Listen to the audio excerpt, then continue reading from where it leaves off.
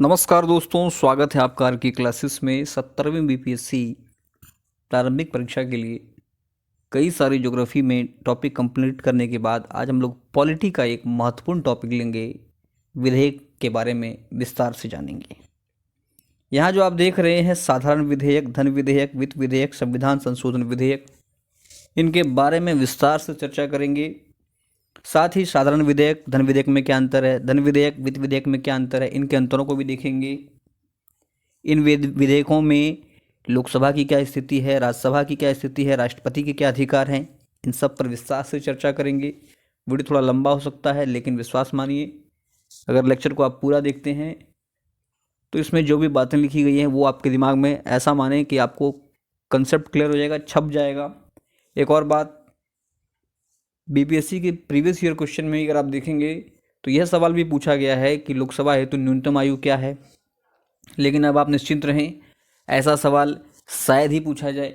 अब जो है पॉलिटी में जो सवाल आ रहे हैं, पहले पॉलिटी में बहुत आसान आसान सवाल आता था, लेकिन अब जो है कथन कारण या कन्फ्यूजिंग स्टेटमेंट वाला सवाल आ रहा है। तो उसको बनाने के लिए आपको इस तरह से समझना जरूरी है। तो चलिए शुरू करते हैं आज का टॉपिक। चैनल पर नए हैं तो चैनल को जरूर सब्सक्राइब कर लें, पास वाले बेल आइकन को दबा दें।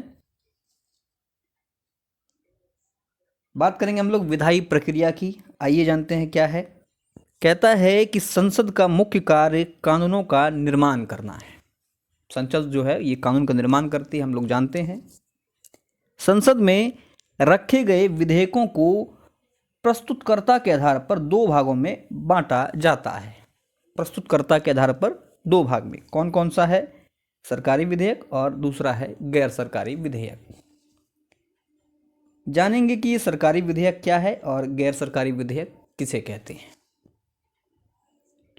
पहले बात करें सरकारी विधेयक की, तो ध्यान रखिएगा, सरकारी विधेयक मंत्री परिषद के किसी भी मंत्री द्वारा सदन में प्रस्तुत किया जाता है। ध्यान रखना है आपको, सरकारी विधेयक मंत्री परिषद के किसी भी मंत्री द्वारा सदन में प्रस्तुत किया जाएगा। सत्तारूढ़ दल की बात नहीं हो रही है। जो मंत्री परिषद में शामिल लोग हैं उन्हीं के द्वारा जो है सरकारी विधेयक प्रस्तुत किया जाएगा।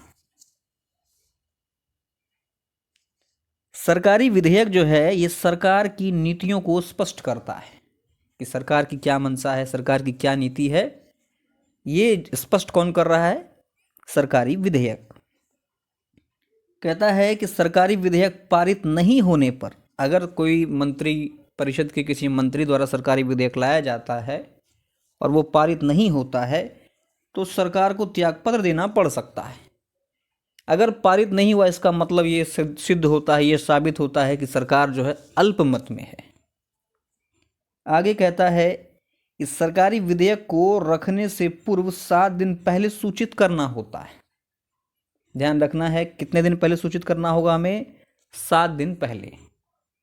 ठीक है, ध्यान रखिए। प्रश्न अगर आपसे पूछ दे कि निम्नलिखित कथनों पर विचार करें, सरकारी विधेयक को सत्तारूढ़ दल के किसी भी सदस्य द्वारा जो है सदन में रखा जा सकता है। दूसरा कथन दे सकता है आपको कि सरकारी विधेयक पारित नहीं होने पर मंत्रिपरिषद को या सरकार को त्यागपत्र देना पड़ सकता है। कौन सा कथन सही है? तो इस तरह से प्रश्न आपके सामने परोसे जाएंगे। सरकारी विधेयकों में हम लोगों ने देखा। अब बात करेंगे गैर सरकारी विधेयक की। ये क्या है? गैर सरकारी विधेयक को किसी भी संसद सदस्य के द्वारा प्रस्तावित किया जा सकता है। जहां एक तरफ हम लोगों ने देखा था कि सरकारी विधेयक केवल मंत्री परिषद के जो सदस्य हैं उनके द्वारा ही लाया जा सकता है, जबकि गैर सरकारी विधेयक को संसद सदस्य का कोई भी व्यक्ति प्रस्तावित कर सकता है। आगे कहता है कि गैर सरकारी विधेयकों के द्वारा विपक्ष की नीतियों का उजागर किया जाता है। इसके पारित नहीं होने पर सरकार की स्थिति में कोई बदलाव नहीं आता है। ये पारित हो ना हो कोई फर्क नहीं पड़ता है सरकार को। गैर सरकारी विधेयक को रखने से पूर्व 1 माह पहले सूचित करना होता है। ध्यान रखना है, सरकारी विधेयक को पारित करने से पहले 7 दिन पहले आपको सूचित करना होगा। लेकिन अगर कोई गैर सरकारी विधेयक ला रहा है तो उसे 1 माह पहले सूचित करना होगा। क्लियर है? चलिए आगे देखते हैं। ये सरकारी विधेयक, गैर सरकारी विधेयक जो हम लोगों ने देखा प्रस्तुतकर्ता के आधार पर। अब देखेंगे प्रक्रिया के आधार पर विधेयक के प्रकार। कहता है कि प्रक्रिया के आधार पर संसद में रखे गए विधेयकों को 4 भागों में विभाजित किया जाता है। कौन कौन सा 4 भाग है?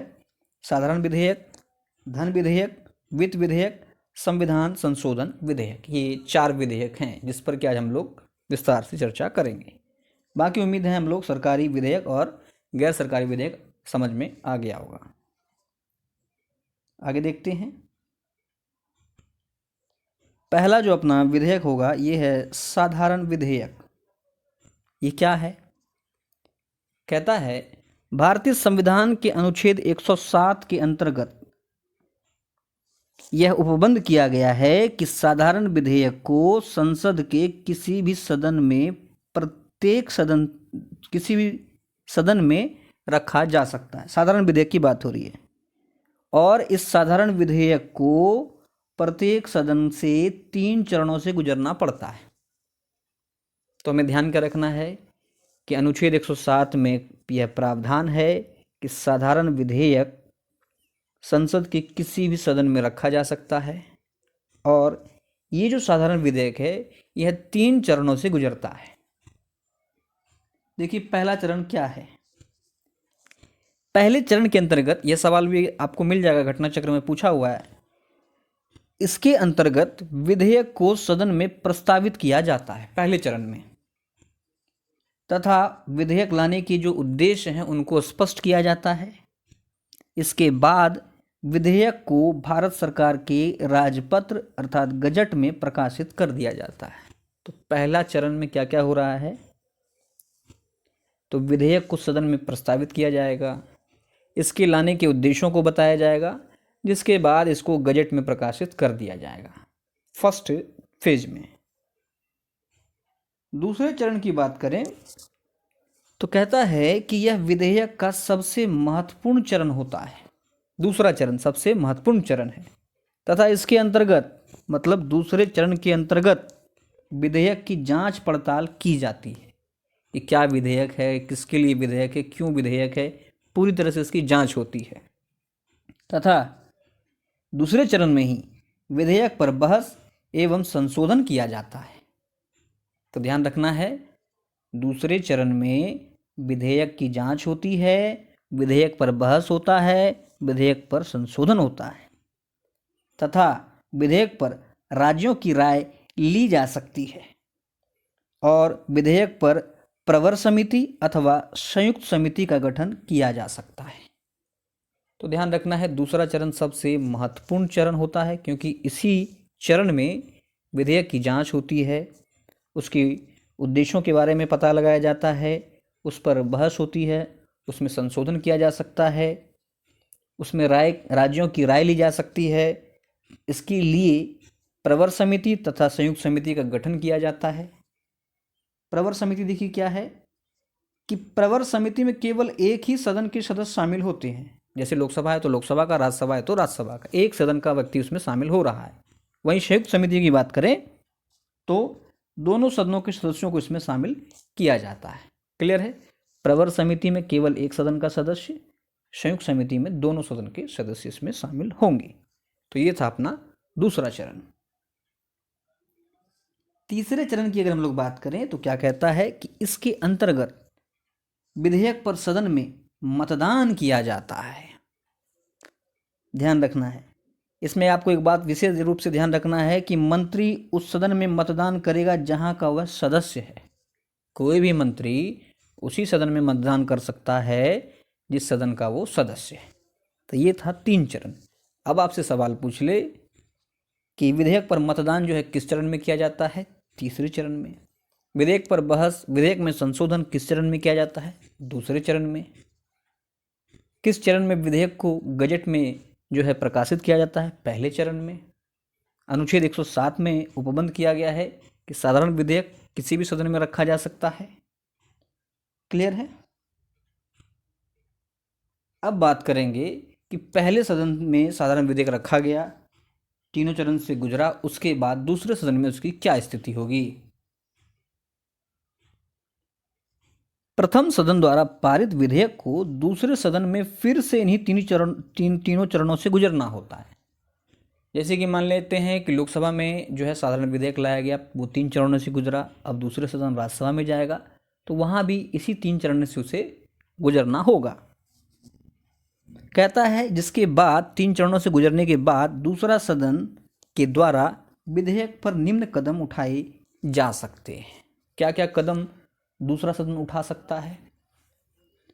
तो कहता है विधेयक पर स्वीकृति प्रदान कर सकता है कि सब कुछ ओके है, ठीक है। विधेयक को अस्वीकृत कर सकता है कि नहीं, ये इन्हें जो विधेयक लाया गया ये इन्हें मंजूर नहीं है। फिर कहता है कि विधेयक में संशोधन कर सकता है।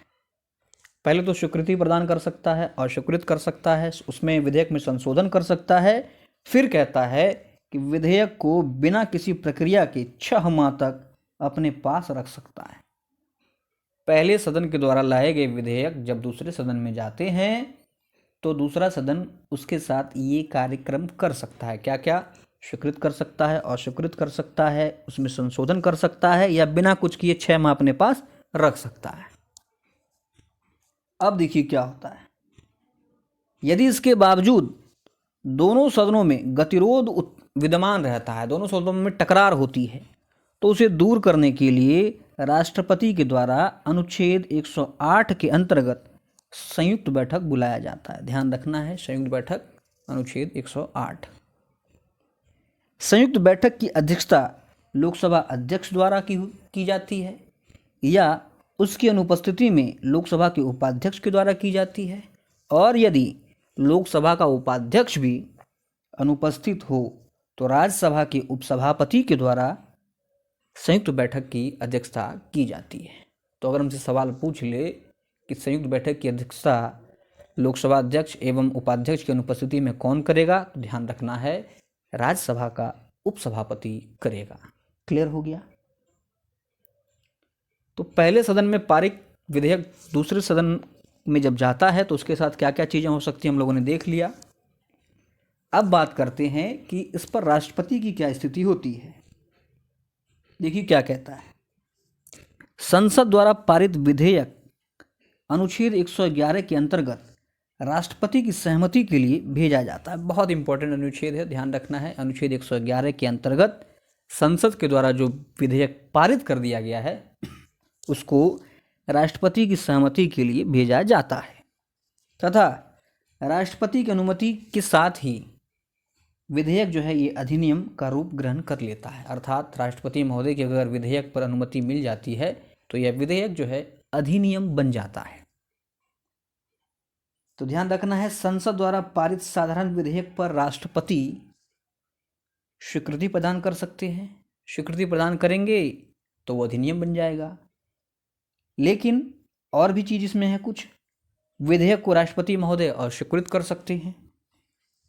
विधेयक को संसद के पास पुनर्विचार के लिए लौटा सकता है राष्ट्रपति, लेकिन पुनर्विचार के बाद पुनः जो है संसद द्वारा पारित विधेयक पर अनुमति देना राष्ट्रपति के लिए बाध्य होता है।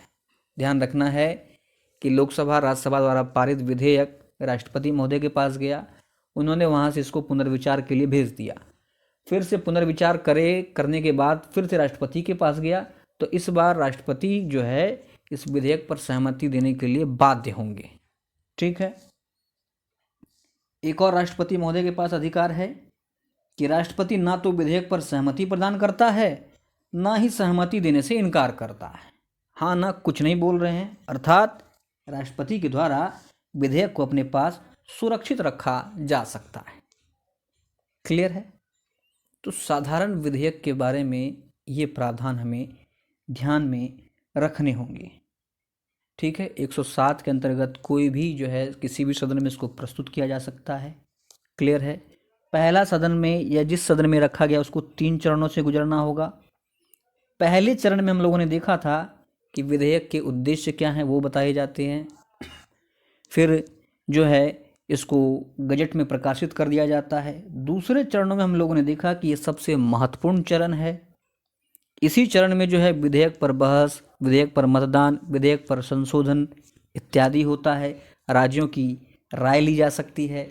विधेयक को आगे सुचारू रूप से चलाने के लिए प्रवर समिति या संयुक्त समिति का गठन किया जा सकता है। प्रवर समिति क्या होती है? तो जिस समिति में केवल एक ही सदन के सदस्य होते हैं उसको प्रवर समिति कहते हैं। जिसमें दोनों सदनों के सदस्य होते हैं उसको संयुक्त समिति कहते हैं। फिर हम लोगों ने बात किया था तीसरा चरण का। तो तीसरे चरण में जो है आपका इसमें मतदान होता है। ध्यान रखना है, मतदान तीसरे चरण में होता है।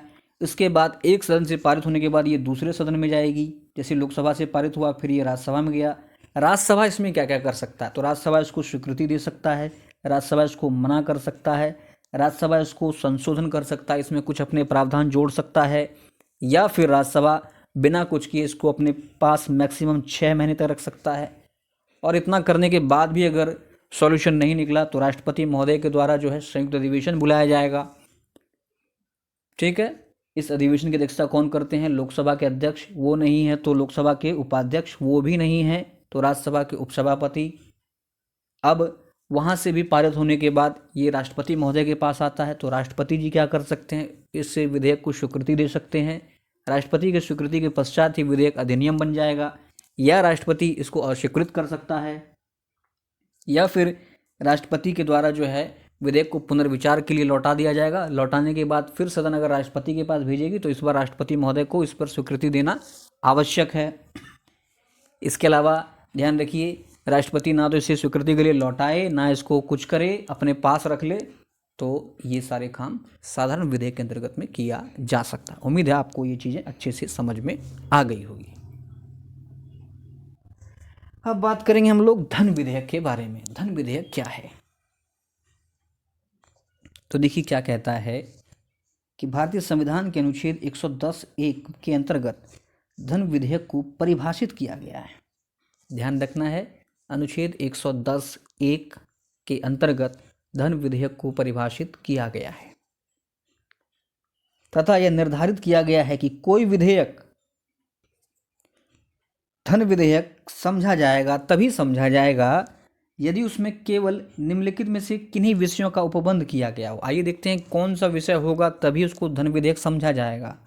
यहाँ थोड़ा फोटो क्लियर नहीं है। खैर आइए जानते हैं कि क्या क्या होने चाहिए विधेयकों में तो उसे धन विधेयक की संज्ञा दे दी जाती है। देखिए क्या कहता है। किसी कर का अधिरोपण मतलब किसी कर को लगाना हो।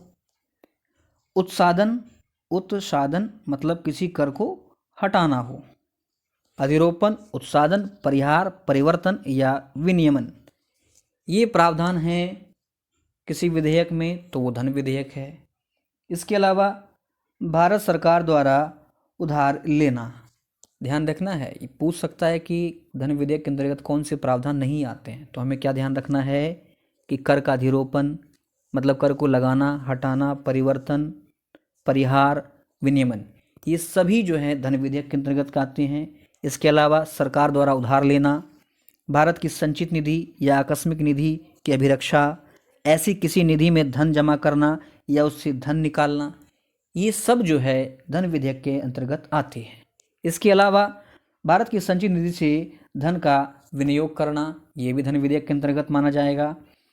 किसी भी व्यय को भारत की संचित निधि पर भारित करना या भारित व्यय घोषित करना, ये सब जो है धन विधेयक के अंतर्गत आता है।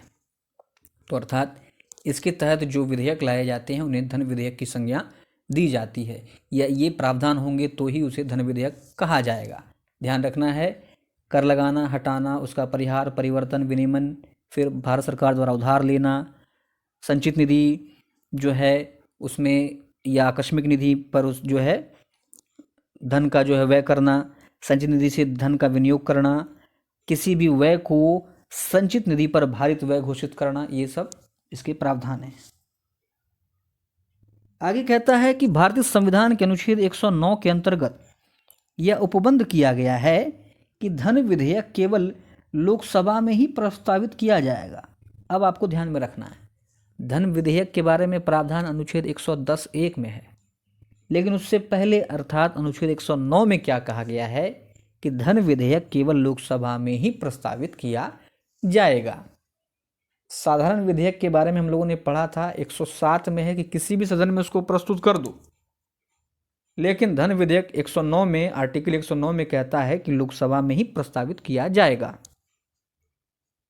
और देखिए क्या कहता है कि धन विधेयक राष्ट्रपति की पूर्व सिफारिश से ही लोकसभा में रखे जाते हैं। ध्यान रखना है कि राष्ट्रपति की पूर्व सिफारिश के पश्चात ही धन विधेयक को केवल और केवल लोकसभा में रखा जाता है।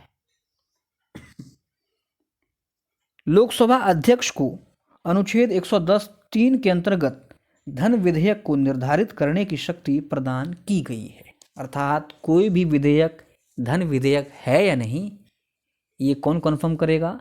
लोकसभा अध्यक्ष, अनुच्छेद 110(3). तथा इस संबंध में लोकसभा अध्यक्ष का जो निर्णय होगा वह अंतिम होता है कि हाँ ये धन विधेयक है। ये निर्णय लोकसभा अध्यक्ष का अंतिम निर्णय है और इस निर्णय को न्यायालय में चुनौती नहीं दी जा सकती है। ध्यान रखना है आपको। तो 3 बात हमें यहाँ से अभी तक मिला है। क्या? कि धन विधेयक केवल लोकसभा में ही रखा जाएगा, आर्टिकल 109। धन विधेयक के बारे में प्रावधान है आर्टिकल 110(1) में। और कोई विधेयक धन विधेयक है या नहीं, इसका निर्णय लोकसभा अध्यक्ष करते हैं अनुच्छेद 110(3) के तहत, और उनका निर्णय अंतिम होगा। न्यायालय में चुनौती आप नहीं दे पाएंगे। धन विधेयक सरकारी विधेयक होता है। सरकारी विधेयक क्या होता है? जो मंत्री परिषद के किसी मंत्री द्वारा ही रखा जाता है, अर्थात इसे केवल मंत्री परिषद के किसी सदस्य के द्वारा ही रखा जाता है धन विधेयक को। अब बात करेंगे धन विधेयक पर राज्यसभा की क्या स्थिति है। धन विधेयक के संबंध में राज्यसभा की स्थिति लोकसभा की तुलना में कमजोर होती है। ध्यान रखना है। जैसे साधारण विधेयक में हम लोगों ने देखा था कि राज्यसभा जो है साधारण विधेयक को स्वीकृत दे सकता है, अस्वीकृत कर सकता है, संशोधन कर सकता है, 6 माह तक रख सकता है, ये सब प्रावधान था। लेकिन धन विधेयक के संबंध में कहता है कि राज्यसभा की स्थिति लोकसभा की तुलना में थोड़ा सा कमजोर होता है। क्या कमजोर है? क्यों कमजोर है? तो ध्यान रखिए, क्योंकि लोकसभा द्वारा पारित धन विधेयक को राज्यसभा के द्वारा 14 दिनों की सिफारिश के लिए भेजा जाता है। 14 दिन में आप अपनी इसमें राय बना लीजिए, जो करना है कर लीजिए। 14 दिन तक ही आपके पास ये विधेयक रहेगा तथा राज्यसभा इस 14 दिन के अंदर में जो धन विधेयक पर सिफारिश देगी उसको मानने के लिए लोकसभा जो है ये बाध्य नहीं है। अर्थात ये आप मोटा मोटी समझ लीजिए कि धन विधेयक जो है लोकसभा में रखने के बाद जब राज्यसभा के पास जाता है तो उसके पास 14 दिन का समय होता है। इस 14 दिन में अगर वो कोई सिफारिश करती है तो इसे मानना ना मानना इसके लिए लोकसभा बाध्य नहीं है। बात करेंगे धन विधेयक पर राष्ट्रपति की क्या स्थिति है। राज्यसभा की स्थिति हम लोगों ने देख ली कि उसके पास 14 दिन मात्र अधिकार है और वो जो भी अपना प्रस्ताव संशोधन या जो भी करना चाहेगी उसको लोकसभा माने या ना माने उसके लिए वो बाध्य नहीं है। जैसे साधारण विधेयक में लोकसभा बाध्य थी, अगर राज्यसभा अपने पर अड़ जाती थी तो संयुक्त अधिवेशन तक का प्रावधान था। हालांकि इसमें ऐसा कुछ भी नहीं है। अब जानते हैं राष्ट्रपति की स्थिति। संसद द्वारा पारित धन विधेयक को राष्ट्रपति के द्वारा पुनर्विचार हेतु नहीं लौटाया जा सकता है। ध्यान रखना है, क्योंकि राष्ट्रपति की पूर्व सिफारिश से ही धन विधेयक को लोकसभा में रखा जाता है। क्लियर है? राष्ट्रपति की पूर्व सिफारिश ले ली जाती है तभी लोकसभा में धन विधेयक को रखा जाता है। ऐसे में राष्ट्रपति इसे पुनर्विचार हेतु नहीं लौटा सकते हैं। वही कह रहा है, अर्थात राष्ट्रपति की सिफारिश पहले ही ली जा चुकी है तथा यदि किसी कारणवश धन विधेयक को लोकसभा में प्रस्तुत करने से पूर्व राष्ट्रपति की सिफारिश नहीं ली गई है तो इस आधार पर धन विधेयक को अस्वीकृत नहीं किया जा सकता है। मान लेते हैं कि कोई धन विधेयक जो है इसको लोकसभा में रखने से पहले राष्ट्रपति से सिफारिश नहीं ली गई है तो इस आधार पर आप ये नहीं कह सकते हैं कि ये जो है विधेयक अस्वीकृत कर दिया जाएगा। क्यों? क्योंकि राष्ट्रपति के द्वारा धन विधेयक पर स्वीकृति प्रदान कर दी जाती है बाद में भी। क्लियर है?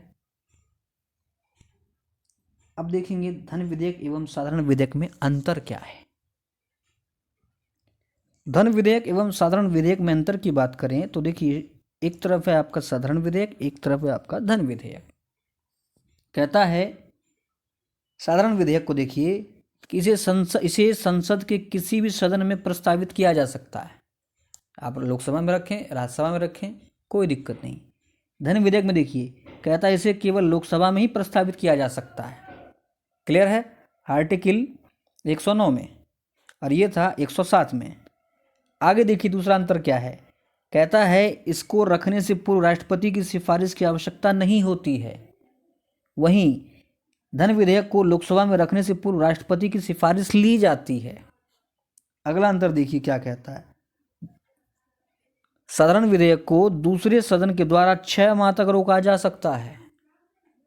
धन विधेयक को दूसरे सदन के द्वारा केवल 14 दिनों की सिफारिश के लिए रखा जाता है। अगला है कि राष्ट्रपति के द्वारा पुनर्विचार के लिए साधारण विधेयक को लौटाया जा सकता है, लेकिन धन विधेयक को राष्ट्रपति महोदय के द्वारा पुनर्विचार हेतु नहीं लौटाया जा सकता। फिर कहता है इस पर गतिरोध की स्थिति में राष्ट्रपति के द्वारा संयुक्त बैठक आहूत की जाती है। साधारण विधेयक में लोकसभा राज्यसभा में गतिरोध हो जाए तो राष्ट्रपति महोदय के द्वारा संयुक्त अधिवेशन का भी प्रावधान है, लेकिन धन विधेयक पर संयुक्त बैठक का कोई प्रावधान नहीं है। राज्यसभा के पास 14 दिन है, उसमें उसको जो करना है कर ले, लोकसभा अपने हिसाब से उसको पारित करेगी, क्योंकि लोकसभा उसके सजेशंस को मानने के लिए बाध्य नहीं है। तो ये था अंतर धन विधेयक और साधारण विधेयक में। तो अभी तक हम लोगों ने साधारण विधेयक को विस्तार से पढ़ा, धन विधेयक को विस्तार से पढ़ा। अब बात करेंगे वित्त विधेयक क्या है। कहता है कि वित्त विधेयकों का संबंध ऐसे विधेयकों से है जो राजस्व तथा व्यय से संबंधित है। ऐसा विधेयक जो राजस्व और व्यय से संबंधित है उसको वित्त विधेयक कहते हैं। इसे 3 भागों में विभक्त किया जाता है। किसे? वित्त विधेयक को। कौन कौन सा भाग है देखते हैं। पहला तो है इसका भाग है धन विधेयक, अनुच्छेद 110। दूसरा है वित्त विधेयक 1, आर्टिकल 117(1). और अगला जो तीसरा भाग है ये है वित्त विधेयक 2.0, जिसको आप समझ सकते हैं, या 2, आर्टिकल 117(3). धन विधेयक 110, वित्त विधेयक 1, आर्टिकल 117(1), वित्त विधेयक 2, आर्टिकल 117(3). धन विधेयक को तो हम लोगों ने पढ़ लिया। अब देखते हैं वित्त विधेयक 1 क्या है। कहता है वित्त विधेयक 1 का उल्लेख संविधान के अनुच्छेद 117(1) के अंतर्गत किया गया है। ध्यान रखना है, अनुच्छेद 117(1) के अंतर्गत वित्त विधेयक 1 का उल्लेख किया गया है। अब ये है क्या? तो देखिए वित्त विधेयक 1 में वह विधेयक है जो अनुच्छेद 110 में अर्थात धन विधेयक में वर्णित है, तथा साथ में कुछ ऐसे भी विषय शामिल हैं जो कि अनुच्छेद 110 से संबंधित नहीं है। तो आप ये समझ लीजिए कि वित्त विधेयक 1 में वो विषय शामिल है जो कि आर्टिकल 110 में है, मतलब धन विधेयक में। इसके साथ कुछ ऐसा भी इसमें वस्तु या विषय शामिल है जो कि इसमें नहीं है, अर्थात वित्त विधेयक 1 में जो है धन विधेयक के अलावा भी और कई सारे प्रावधान शामिल हैं। आगे देखिए क्या कहता है। जो वित्त विधेयक 1 है यह 2 मामले में धन विधेयक के समान होता है। कौन से 2 मामले हैं? तो ध्यान रखिए, वित्त विधेयक 1 धन विधेयक की तरह केवल लोकसभा में ही पेश किया जा सकता है। क्लियर है? कंफ्यूज आपको नहीं होना है। वित्त विधेयक ऐसा विधेयक है जिसमें राजस्व और व्यय शामिल है। इसके 3 भाग होते हैं। पहला भाग धन विधेयक अनुच्छेद 110, दूसरा भाग है आपका जो है वित्त विधेयक 1 आर्टिकल 117(1), फिर तीसरा भाग है वित्त विधेयक 2 आर्टिकल 117(3). वित्त विधेयक 1 में क्या है? तो धन विधेयक का जो प्रावधान है वो शामिल है ही, उसके अलावे भी और उसमें वो विषय शामिल हैं जो कि धन विधेयक में शामिल नहीं है। क्लियर है? और ये जो है आपका वित्त विधेयक 1 ये कुछ मामलों में धन विधेयक के समान ही है। कैसे? तो वित्त विधेयक 1 को केवल लोकसभा में ही पेश किया जा सकता है। फिर कहता है कि इसे भी राष्ट्रपति की सिफारिश द्वारा ही पेश किया जा सकता है। जैसे कि हम लोगों ने धन विधेयक के बारे में पढ़ा था कि धन विधेयक को केवल लोकसभा में ही पेश किया जा सकता, आर्टिकल 109 में था। फिर हमने ये भी पढ़ा था कि धन विधेयक पेश करने से पूर्व राष्ट्रपति की स्वीकृति या सहमति आवश्यक है, सिफारिश आवश्यक है। ठीक उसी प्रकार वित्त विधेयक 1 को केवल लोकसभा में ही पेश कर सकते हैं और राष्ट्रपति की सिफारिश द्वारा ही इसे पेश कर सकते हैं। तो देख रहे हैं कैसे ये जो है धन विधेयक से समान हो गया। फिर कहता है राज्यसभा के द्वारा ऐसे विधेयक पर उन सभी शक्तियों का प्रयोग किया जाता है जो वह साधारण विधेयक के संबंध में करती है। तो यहां पर आपको फोकस करना है कि धन विधेयक के मामले में राज्यसभा के पास मोस्टली 14 दिन का ही पावर था, उसमें वो कुछ नहीं कर सकती थी। लेकिन वित्त विधेयक 1 में फिर से राज्यसभा पावर में आ जाती है, अर्थात राज्यसभा उन सभी शक्तियों का प्रयोग करती है जो वो साधारण विधेयक के संबंध में करती थी। अर्थात क्या कर सकती थी? तो राज्यसभा के द्वारा विधेयक में संशोधन किया जा सकता है, विधेयक को अस्वीकृत किया जा सकता है, गतिरोध की स्थिति में राष्ट्रपति के द्वारा संयुक्त अधिवेशन बुलाया जा सकता है। तो आपको ध्यान रखना होगा कि धन विधेयक पर कोई संयुक्त अधिवेशन का प्रावधान नहीं है, लेकिन वित्त विधेयक 1 में संयुक्त अधिवेशन का प्रावधान है। वित्त विधेयक 1 को राज्यसभा अस्वीकृत कर सकती है, उसमें संशोधन भी कर सकती है। क्लियर है? कहता है राष्ट्रपति के द्वारा वित्त विधेयक 1 पर स्वीकृति प्रदान की जा सकती है अथवा स्वीकृति देने से इनकार किया जा सकता है या राष्ट्रपति इसे पुनर्विचार के लिए लौटा सकता है। जैसे राष्ट्रपति महोदय साधारण विधेयक के साथ जो प्रावधान कर सकते थे वो वित्त विधेयक 1 के साथ भी कर सकते हैं। हालांकि साधारण विधेयक को किसी भी सदन में रखा जा सकता था, लेकिन वित्त विधेयक 1 को धन विधेयक की तरह केवल लोकसभा में और राष्ट्रपति की पूर्व सिफारिश पर ही रखा जा सकता है। क्लियर है? अब हम लोग बात करेंगे वित्त विधेयक 2 क्या है या वित्त विधेयक 2.0। आइए इसको समझते हैं। कहता है कि वित्तीय विधेयक 2 का उल्लेख संविधान के अनुच्छेद 117(3) में है। 1 का था 117(1) में, ध्यान रखना है आपको, कुछ भी भूलना नहीं है अनुच्छेद। कहता है इसके अंतर्गत ऐसे विधेयकों को शामिल किया जाता है जिनका संबंध भारत की संचित निधि पर भारित खर्चों से जुड़ा होता है। भारत की जो संचित निधि है उस पर जो भारित खर्च हैं उससे जुड़ा होता है ये विधेयक। लेकिन इसमें ऐसा कोई भी विषय शामिल नहीं होता जिसका संबंध अनुच्छेद 110 में शामिल विषय से हो। तो आपको ध्यान क्या रखना है कि वित्त विधेयक 1 में हम लोगों ने पढ़ा था कि उसमें कौन से विधेयक शामिल होते हैं। तो वित्त विधेयक 1 में हमने देखा कि जो धन विधेयक में शामिल विषय है वो तो उसमें शामिल रहेगा, साथ ही कुछ अन्य विषय भी उसमें शामिल रहेंगे। लेकिन वित्त विधेयक 2 में हम लोग देख रहे हैं इसमें ऐसे जो विधेयक होते हैं जिनका संबंध संचित निधि पर भारित खर्चों से जुड़ा होता है और इसमें एक भी ऐसा कोई विषय शामिल नहीं होता है जिसका संबंध धन विधेयक से हो। क्लियर है?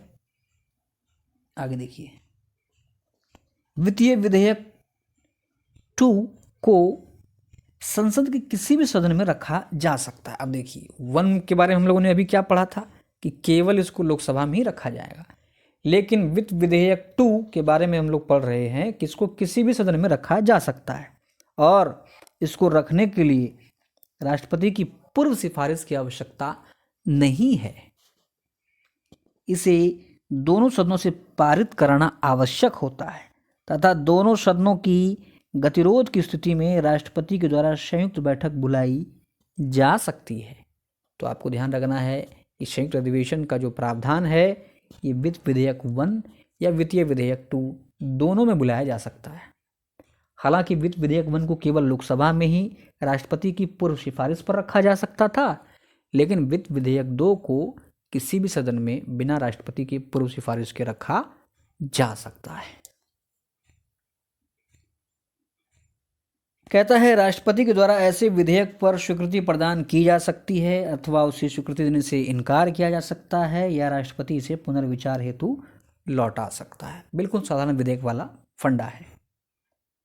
अब बात करेंगे कि धन विधेयक एवं वित्तीय विधेयक में अंतर क्या है। आइए जानते हैं। कहता है कि धन विधेयक को पारित करने की प्रक्रिया का उल्लेख अनुच्छेद 109 में किया गया है कि धन विधेयक किस प्रकार से पारित होंगे, किस सदन में रखे जाएंगे, इसका प्रावधान 109 में है। वहीं वित्त विधेयक को पारित करने की प्रक्रिया का उल्लेख अनुच्छेद 117 में किया गया है। वित्त विधेयक 117, धन विधेयक पारित करने की शक्ति 109। आइए जानते हैं। कहता है धन विधेयक में केवल उन्हीं विषयों को शामिल किया जाता है जो कि अनुच्छेद 110 में उल्लेखित है, जो कि हम लोगों ने देखा था, जैसे कर को लगाना, हटाना, परिहार, परिवर्तन इत्यादि। वित्त विधेयक में अनुच्छेद 110 के अलावा अन्य विषय शामिल होती हैं। फिर अगला अंतर देखिए कि धन विधेयक का क्षेत्राधिकार वित्त विधेयक की तुलना में सीमित होता है, अतः प्रत्येक धन विधेयक वित्त विधेयक होता है। बिल्कुल, वित्त विधेयक के 3 भाग हम लोगों ने देखा ही था। पहला धन विधेयक 110, दूसरा वित्त विधेयक 1 अनुच्छेद 117(1), वित्त विधेयक 2 अनुच्छेद 117(3). तो वही कह रहा है कि धन विधेयक जो है इसका क्षेत्राधिकार वित्त विधेयक की तुलना में कम है, इसलिए हम लोग कह सकते हैं कि प्रत्येक धन विधेयक जो है वित्त विधेयक होता है। इधर अगर आप देखें, वित्त विधेयक धन विधेयक की तुलना में व्यापक होता है। बिल्कुल, इसके 3 भाग हैं, इसलिए प्रत्येक धन विधेयक वित्त विधेयक नहीं होता है, ध्यान रखना है। आगे देखते हैं। आगे देखिए क्या कहता है कि धन विधेयक को राष्ट्रपति के द्वारा पुनर्विचार के लिए नहीं लौटाया जा सकता है, जबकि वित्त विधेयक को राष्ट्रपति के द्वारा पुनर्विचार हेतु लौटाया जा सकता है। और ये वित्त विधेयक 1 और 2 दोनों में ध्यान रखना है। फिर कहता है कि धन विधेयक के मामले में संयुक्त अधिवेशन का प्रावधान नहीं है, वहीं वित्त विधेयक के मामले में संयुक्त अधिवेशन का प्रावधान है। धन विधेयक लोकसभा के द्वारा पारित होने के पश्चात राज्यसभा में जाता है। फिर कहता है राज्यसभा ना तो उसे अस्वीकृत कर सकती है, ना ही उसमें संशोधन कर सकती है। राज्यसभा के द्वारा केवल जो है धन विधेयक को 14 दिनों तक रोका जा सकता है। केवल राज्यसभा को 14 दिन का अधिकार है, उसमें उसको जो करना है करे। अगर वो कुछ करती है तो उसके द्वारा जो प्रावधान दिए गए, जो संशोधन किए गए, उसको मानने के लिए लोकसभा बाध्य नहीं है। लेकिन ध्यान रखिए कि वित्त विधेयक को दोनों सदनों से पास कराना आवश्यक होता है, अर्थात वित्त विधेयक के मामले में दोनों सदनों को बराबर अधिकार है। धन विधेयक के मामले में लोकसभा को ज़्यादा अधिकार है। क्लियर है? आगे देखते हैं। अंतिम जो अपना विधेयक है ये है संविधान संशोधन विधेयक। अगर आपको वीडियो अच्छा लग रहा है और आप यहाँ तक पहुँच गए हैं तो कमेंट में अपनी राय जरूर लिखें। भारतीय संविधान के अनुच्छेद 368 के अंतर्गत 368 के अंतर्गत संविधान संशोधन की प्रक्रिया का उल्लेख किया गया है तथा संविधान संशोधन विधेयक को संसद के किसी भी सदन में प्रस्तुत किया जा सकता है। क्लियर है? संविधान संशोधन विधेयक को संसद में रखने से पूर्व राष्ट्रपति की सिफारिश की आवश्यकता नहीं होती है। अनुच्छेद 368 में संविधान संशोधन की प्रक्रिया का उल्लेख है। ये जो संविधान संशोधन की प्रक्रिया है, ये इसको किसी भी सदन में हम लोग रख सकते हैं। विधेयक को राष्ट्रपति की पूर्व अनुमति की आवश्यकता नहीं होती है। फिर कहता है संविधान संशोधन विधेयक का संसद की विशेष बहुमत, ध्यान रखना है, संसद का विशेष बहुमत अर्थात कुल सदस्य संख्या जो भी है उसका बहुमत तथा उपस्थित एवं मतदान में भाग लेने वाले जितने सदस्य उपस्थित हैं और जो मतदान में भाग ले रहे हैं उनके 2/3 सदस्यों के बहुमत की आवश्यकता होती है। तो ध्यान क्या आपको रखना है कि उपस्थित तथा मतदान में भाग लेने वाले 2/3 सदस्यों को ही विशेष बहुमत कहते हैं। क्लियर है? तो संविधान संशोधन विधेयक जो है ये कैसे पास होगा दोनों सदनों में? तो विशेष बहुमत से पास होगा। आगे क्या कहता है? संविधान संशोधन विधेयक पर दोनों सदनों की स्थिति समकक्ष या बराबर होती है, अर्थात संविधान संशोधन विधेयक पर संसद के दोनों सदनों में असहमति होती है तो वह विधेयक ही समाप्त हो जाता है। बहुत अच्छा सवाल बन सकता है। संविधान संशोधन विधेयक पर लोकसभा राज्यसभा में अगर असहमति हो जाए तो वह विधेयक ही समाप्त हो जाएगा, मतलब इसमें संयुक्त अधिवेशन का कोई भी प्रावधान नहीं है। तो ध्यान रखना है, संविधान संशोधन विधेयक पर, धन विधेयक पर, ऐसे विषयों पर, मतलब इन दोनों पर संयुक्त अधिवेशन का कोई प्रावधान नहीं है। क्लियर है? संविधान संशोधन विधेयक के बारे में आपको ये भी ध्यान रखना है कि इसको दोनों सदनों से पास कराना आवश्यक होता है और उसके लिए विशेष बहुमत अर्थात उपस्थित तथा मतदान में भाग लेने वाले का 2/3 आवश्यक है। कहता है कि 24वें संविधान संशोधन अधिनियम 1971, 24वें संविधान संशोधन अधिनियम 1971 के माध्यम से यह उपबंध किया गया कि राष्ट्रपति संविधान संशोधन विधेयक पर अनुमति प्रदान करने के लिए बाध्य होगा। अर्थात वर्तमान में राष्ट्रपति के द्वारा संविधान संशोधन विधेयक को पुनर्विचार के लिए नहीं लौटाया जा सकता है। क्लियर है? जैसे कि साधारण विधेयक में हम लोगों ने क्या देखा था कि राष्ट्रपति इसको स्वीकृति दे सकता है, इसको अस्वीकृत कर सकता है, पुनर्विचार के लिए लौटा सकता है या फिर अपने पास सुरक्षित रख सकता है। धन विधेयक में हम लोगों ने क्या देखा था कि राष्ट्रपति महोदय जो है इसको पुनर्विचार के लिए नहीं लौटा सकते हैं। वित्त विधेयक में भी हम लोगों ने देखा था कि लौटा सकते हैं। संविधान संशोधन विधेयक में हम लोग देख रहे हैं कि राष्ट्रपति को इस पर अपनी स्वीकृति देनी होगी, अर्थात वो इसको पुनर्विचार के लिए नहीं लौटा सकते हैं। और ये प्रावधान कर दिया गया 24वां संविधान संशोधन 1971 के तहत। तो ये था अपना चारों विधेयक विस्तार से। उम्मीद है अगर आप यहाँ तक पहुँचे हैं तो बहुत आपको अच्छा लगा होगा। अगला जो क्लास होगा, आगे जो वीडियो आएगी, उसमें हम लोग संसदीय समिति के बारे में विस्तार से पढ़ेंगे, ऐसे ही एकदम ओपन करके। तो मिलते हैं अगले लेक्चर में, तब तक के लिए जय हिंद।